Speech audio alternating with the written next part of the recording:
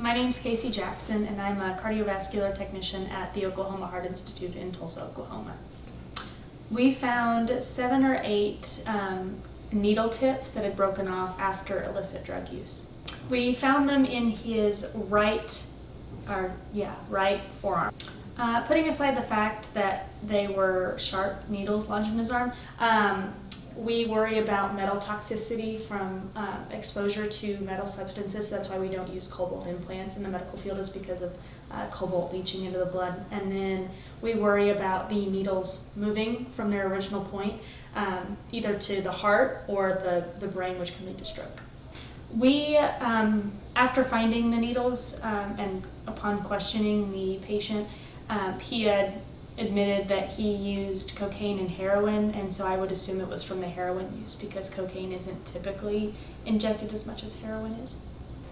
I would have to say it might have been a touch embarrassing. I mean, obviously he put himself in those scenarios, but hearing and discovering what was actually causing his nerve pain, he noticeably got more and more uncomfortable. So we, like my partner and I and all the other professionals there, more or less tried to make sure that he felt safe and not like we were judging or pointing fingers at him. And quite frankly, the only time I personally had witnessed anything like that. And it was obvious upon looking and palpation of his arm that he had been a victim of repeated drug use, because he had several track marks on his arm and then also on his legs. So usually for drug use, people or victims apply tourniquets and they try to find a vein that will pop towards the surface of the skin, and they'll inject it in there.